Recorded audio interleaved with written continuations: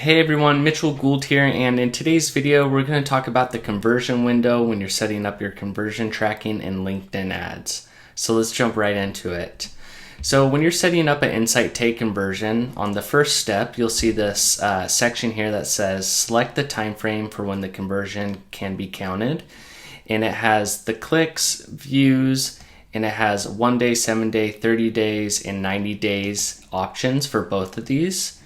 And essentially what this is, it's just the window of time that determines if a conversion should be counted. So the window of time after someone clicks an ad, when that conversion should be counted, and the window of time if someone just views the ad, has an impression on the ad, and then if they convert, the window of time that will determine if a conversion will be counted or not. I will say in most cases for my B2B clients, I set the click window to 90 days and the view window to 1 day. That's the most common. Another common option is 30 day and 1 day. That sometimes can be determined by the business and other channels that you're advertising on. But in most cases, again, it's the 90 day and a 1 day view window. And for the views, I like to keep the conversion window low and set to the 1 day because especially if you're running other channels like Meta, Google, or any other paid advertising channels, if your users are getting views on a whole bunch of different channels and then they end up converting and they happen to just be scrolling their feed and got an impression, maybe they never even really looked at the ad and it just went past them as they were scrolling.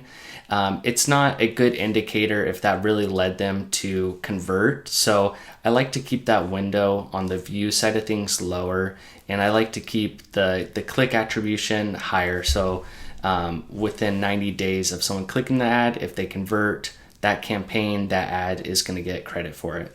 And I'm going to go into a couple examples now just to show you and walk you through what this exactly means. So in this example, if you set the click window to 90 days and the view window to 1 day, and let's say a user saw your ad on day 1, that was when they got their impression, and then on day 20 they clicked the ad, and then on day 60 they actually filled out a form and they converted. In this setup right here, the results would be there would be 1 click conversion because they clicked on day 20, and then on day 60, that's 40 days apart, they converted. That's within that 90-day overall window.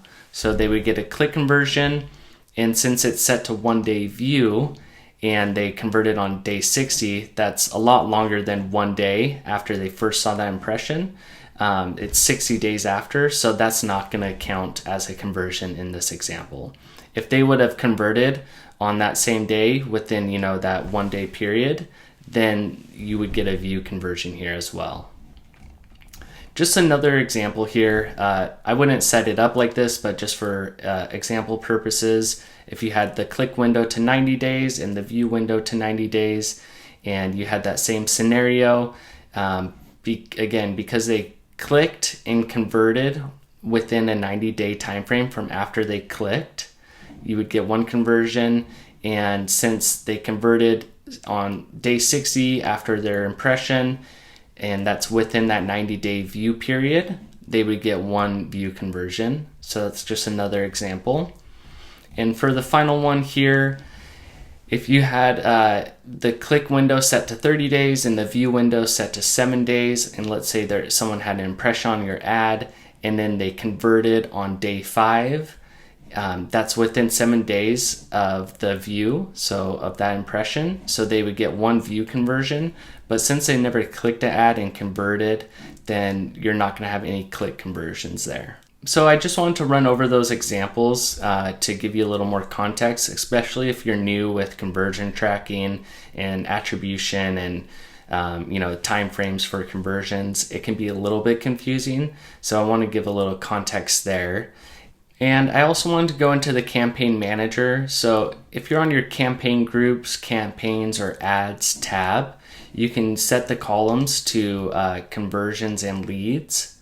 And then you can click breakdown conversions. And when you have conversion data, I don't have it in this account as it's just a test account.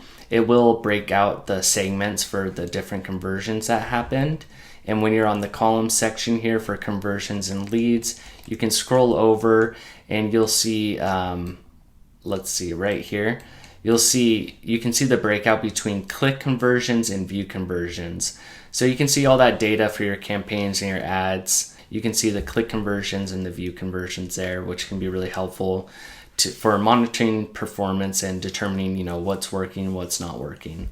That's what I want to cover today. If you have any questions on that or conversion tracking, please put them in the comments section and I'd be happy to help out. Thanks for watching and have a great day.